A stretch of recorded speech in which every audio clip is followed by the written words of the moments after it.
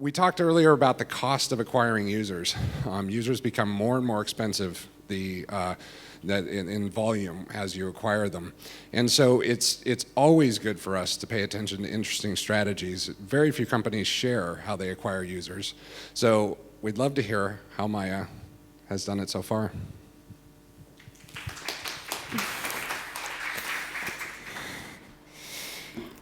Okay, so thank you. Hi, everyone. Thank you for coming. I'm actually pretty excited to be here. And my name is Maya. I'm head of client development at Fidalgo. For those of you who don't know us, Fidalgo is a technology-based advertising company, and we help our clients achieve high quality at scale. We've been around for the past 5 years now. We're a Facebook marketing partner, and also one of the first in the world to have been announced as an Instagram partner.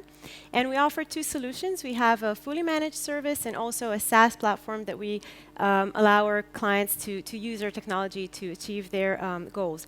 And what I wanted to talk to you guys about today is how we take our data-centric approach and our love for the numbers and combine that together with our other great love, which is the amazing world of creative, to create a winning combination for social casino. So first, I'd like to just start with thanking our clients. We really had the amazing privilege to work with some of the biggest gaming clients in the world, and they allowed me to share some of the work and insights that we've done with them here today with you. So let's begin. Since we're in the casino, I wanted to start with a little bet. So we have here two beautiful images that were on the news feed by House of Fun, and I'd like to see a show of hands. Who in the audience think that the one on the right-hand side, the gorilla, performed better than the lion? Can you please raise your hand? Okay. Does anyone want to say why? Why do you think it performed better? Okay.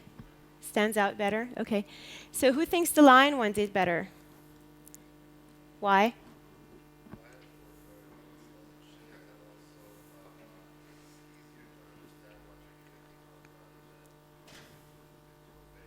Right. So you're saying the line works better and it's easier to understand what is the product, right?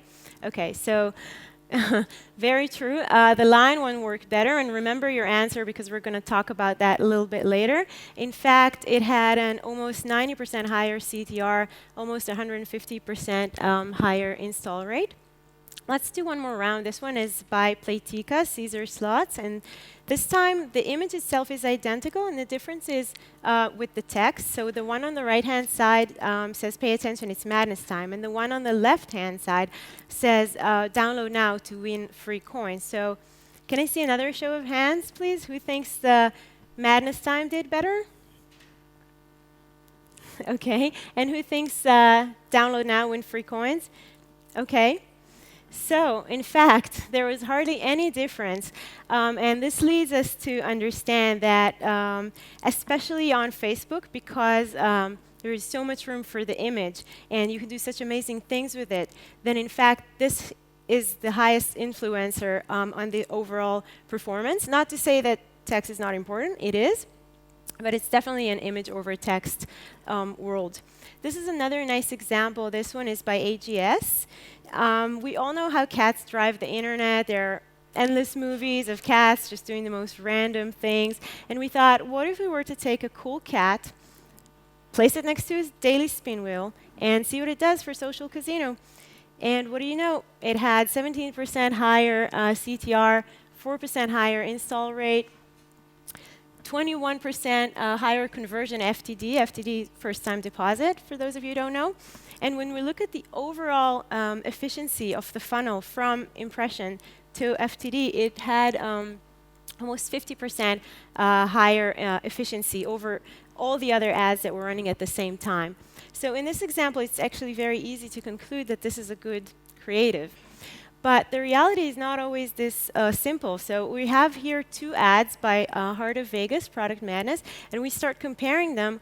We see that the one at the top had a higher CTR, a higher install rate, but when we go further down the funnel, we see that all of a sudden the ad at the bottom starts to perform a lot better. 182% higher conversion rate and overall efficiency of almost 15% higher. And this presents us with a big dilemma, because we want, as media buyers, we would like to be able to know as early as we can which creatives perform, and we don't want to spend time and money over ads that are not working, right? So this leads us to the question, how and can we even predict what a creative will perform like when we're actually at the stage of creating it? So I wanted to share with you guys the methodology that we've built, an internal process that we train our teams to work by, and I hope you can take some insights to your own work. So we start with the campaign creation. So obviously, we have our technology, and we've built dashboards that help us to very quickly understand the historical performance of each of the different ads and zoom in on each of them to understand the different parameters and KPIs. And we've also created an internal ranking system that gives us kind of one clear answer as to which creatives were our best creatives and which were our worst creatives. So obviously having technology makes this a lot more efficient, but at the end of the day, all you need to do really is just analyze everything that you've done and try to connect the dots, the KPIs, the numbers behind the different images, and just apply these insights the next time you launch your campaign. The next stage is to A/B testing, start A/B testing. So here, obviously, there are endless number of possibilities to test, and it's very interesting, but we also need to be careful because you could lose a lot of money. So again, what we've done to help us deal with this challenge is, in fact, build an algorithm that can very quickly test thousands of different ads and different targetings at the same time, and predict which of them are most likely to hit the targets. Now, if you're not using technology, then at this point you might have to limit yourself a little bit and decide in advance exactly what are what you're going to be testing and how much you're planning on spending, and work with a process that would allow you to stay within those limits. And the next stage is where we actually take the human insights into play. So what we would do is our teams would just brainstorm together. We would take the creatives that we created, put them in a spreadsheet, and start sorting them according to the different KPIs. But eventually what we're trying to do is to understand what are the elements in the ads that worked, what made them work, and the elements that the images that didn't work as well, what were the elements there that we should probably steer away from the next time that we do creative. And then the last part is actually just continuing the cycle and taking all these insights into the next creation cycle. So I did want to kind of put all of this together into and kind of show you the seven lucky rules for winning creative user acquisition. So the first rule is to know your audience. It really makes a difference. If we want to target male audience versus female audience, then obviously we need to approach them in a different way with a different message. We can target animal lovers, fashion lovers. On Facebook, you can really find them all, but you just need to ask yourselves, who is my audience and what is the type of messaging that they're looking for? If we're doing a user acquisition campaign, then of course we need to fit the messaging. So more product-related messages like play free slots or get this kind of deposit. Whereas if we're doing a retargeting campaign, then this user is a user who already knows us, and he expects us to communicate to them in a more personal way. So welcome back, we miss you, maybe an award for a loyal user. The next one is really an important one, and I think you've mentioned it before when we were placing bets. It's to showcase your product. So the user needs to understand what they're going to get. And here we have an example of, on the left you see where the slot, the middle reel is spinning, and we're able to pass that in the image and to create the kind of excitement and thrill that the slots user is looking for. And on the right-hand side, we have the multi-line feature, which for a non-slots player, may not be very interesting, but for a heavy slots player who likes multi-line, this is the type of thing that they would want to know that your product facilitates. The next one is actually a very, very basic rule of internet marketing, but surprisingly enough, not everyone uses it, and that is having a clear call to action on your ads. So you can get creative here. It can be anything from collect now to here, for example, Casa Casino. They have a little casino that the user can walk around inside the app, so they tell the user, come sit here next to this machine. It could be a product-related messaging, play slots, or it could be a more emotional experience, win, spin, like telling the user what is going to actually happen. This one, rule number 4, is actually my favorite one. Listen to your users. And it's basically all about, like I said, we're trying to find the elements that are engaging for the users and make them respond. So, and for House of Fun, we found that for some reason, their users respond very well to flames. And every creative that we did that had flames in it just performed really well. So we continued to make more and more and more and more variations of it, and even came down to Eye of Sauron approach. Yeah, so that's another example for this. This one again is by Playtika, Caesar Slots, and here we saw that the Diamond Princess, every creative that she was in performed really well. So again, we created various versions of it, but then finally we created a video with the same image, and it performed even better. Again, showcasing the product, the multi-line, everything. And when it comes to video, actually, we've taken this one step further. And earlier last year, we released our video product called Adaptation. And I can't really get into all the details, obviously, but essentially the idea is to find a seed video that works, and start creating more personalized versions of it to better match to your segments. So this is a fun example that I wanted to share with you. It's for Rushmo Casino Frenzy, and this is the seed video.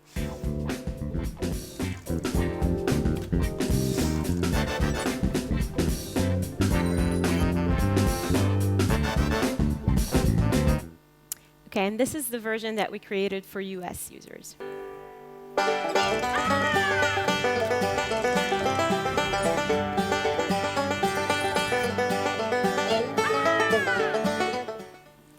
Yeah, and in the UK, it's funny. And in the UK, we all know how everyone loves the royal family, so.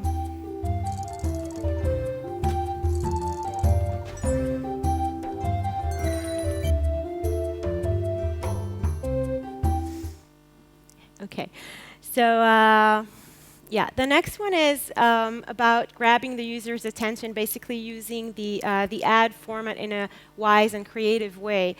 We all know how it is difficult to engage the users, grabbing their attention. So we're trying to play kind of little games with the users, get them to interact with the ads. Here we're using video to get an even more engaging effect. And this last example, this is a 3D video by Product Madness that is really creating a thumb-stopping experience. We could call it like that.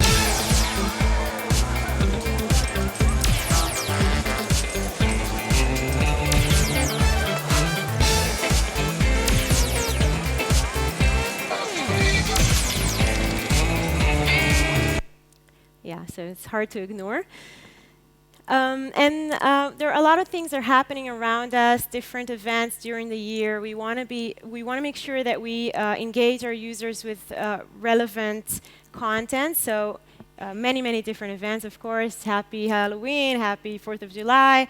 We need to eventually connect to the users with relevant things. And the last rule is about creative fatigue. So our research show that, of course, CTR drops over time, and a general rule of thumb here would be to do at least 10 new creatives every week in order to keep your users interested. So let's just do a quick summary. So basically the rules that we talked about is know your audience, match the messaging to them, showcase your product, let the users understand what it is that they're going to get, have a clear call to action, listen to your users, try to find out what it is that they're responding to, and use the ad format in a creative way to get more engagement. Keep it relevant to what's happening, and also keep refreshing creatives. And since we're in the casino, I wanted to do a little bonus round. And you can't really do a talk about creative today without talking about Instagram. So Instagram is the new king. We see that Instagram allows you to enjoy the power of Facebook targeting, increase your incremental reach to high-quality users, and also a chance to get the users inspired and engaged with your brand. And I wanted to share with you a little bit about the journey that we have gone through while trying to kind of crack Instagram and what works there. So about 6 months ago, Instagram was opened for direct response advertisers, and there was a lot of question marks, a lot of excitement whether or not this was going to be a platform for DR or not, or maybe it's just for brands. And when we started working with it on Instagram, we thought at first, okay, how is Instagram different than Facebook? And we know that users go to Facebook to discover, to learn new things, to get updated, to get informed, right, about things that are happening. Whereas on Instagram, users go to get inspired, to get new ideas. And so when we first created our creatives for Instagram, we try to keep a really like artistic way and kind of open for interpretation creative. So you can see here a very beautiful picture of just an old slot machine, or on the right we have, this is Zynga, Wizard of Oz. So you can see the shadow of Dorothy and Toto on the yellow brick road. And the creatives, this was very, very engaging to the users. I mean, the CTR was through the roof. But when we looked further down the funnel, the rest of the KPIs were not as good. So we realized that we need to implement some of the 7 rules that I've just spent the past 15 minutes talking about into the work here on Instagram. And this is what we tried to do here. So while still keeping it kind of interesting and artistic, also combining elements from the actual product into the creative. And we saw that this was really helping us to improve all the different metrics and KPIs that we were interested in. And we kept on trying and testing, and then at some point we started asking ourselves, okay, so we know that users go to Instagram to get inspired, but how are they doing it? How are they interacting with this platform? And then we started to think about all the popular hashtags that people use on Instagram. And we said, okay, so if this is the way that users like to interact with this platform, then we need to maybe do that in the creative also. And I wanted to share with you this beautiful slotogram that we did for Zynga, for Wizard of Oz, and I think it really says it all, basically. It's an amazing combination of all of the different elements together, and I can tell you that this creative had an outstanding performance. So now I'm going to check if you were listening, if you learned anything. We're going to do one final round. Who thinks the creative on the right-hand side with all the celebrities performed better? Can you please raise your hand? I wouldn't ask you why, so don't worry. Okay. And who thinks well, so I'm assuming the rest think that this one, and you were right. It's rule number 2, showcase your product. That's it. I just wanted to quickly summarize and say that the point I was trying to make here today is that creative is in fact the first time that a user sees your brand and interacts with your brand, and you should make it a meaningful interaction, because it is very important to what is happening further down the funnel. This is what we learned from our experience, that creative is the starting point of the funnel, and it has influence on all the other KPIs. So we recommend to give it the resources and the thought and time it deserves, because it's a very important part of user acquisition. So thank you very much for listening. Thank you, Maya. Does anyone have any questions for Maya? So I'm really curious about the Instagram, because obviously it's a something that people like to add their own creative elements into and things. So I'm curious, is there opportunities for user-generated content, that sort of thing, to become part of the creatives where it's not completely something that you've generated? I think absolutely. I mean, it's definitely something that is worth trying. I think, like I said, with Instagram, the key is to, I mean, user-generated content, I think, could be amazing for Instagram, but you need to make sure to build the creative in a way that kind of puts together all the other elements that we've talked about. I mean, similar to the example that I just showed, to combine the elements of direct response and also the Instagram-ish sort of creative language together. And I can tell you that what we're seeing with a lot of social casino that we're working with on Instagram is that it takes a while to sometimes crack to like find the perfect recipe, but once you do, you will see good monetization results. So you need to maybe sometimes have a little patience, but it works.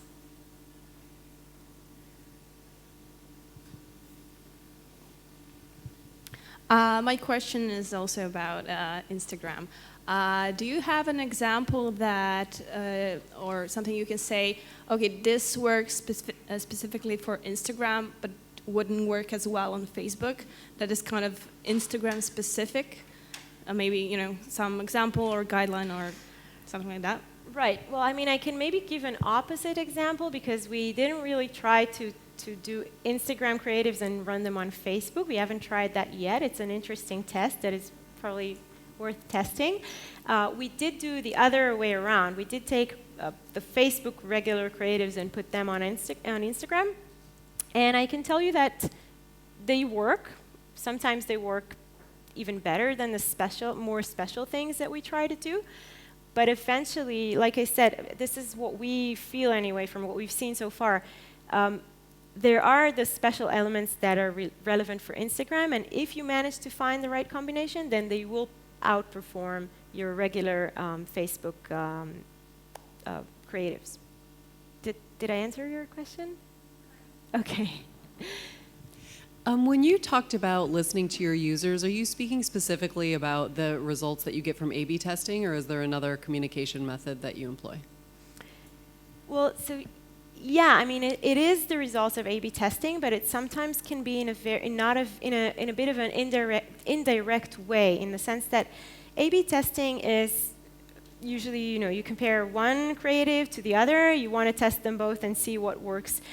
But what we find is that with time, and especially this is why I showed the creative dashboard that we have, the reason why we ended up developing it is because we realized that just seeing the images over time, constantly seeing what works, you begin to connect the dots, and you say, all of a sudden you say, okay, I remember Flames was good the last A/B testing that I did, and before that, so I guess Flames work. And then you kind of, you have a moment of enlightenment, and you manage to create this like series of really good theme that is really performing. So, yeah.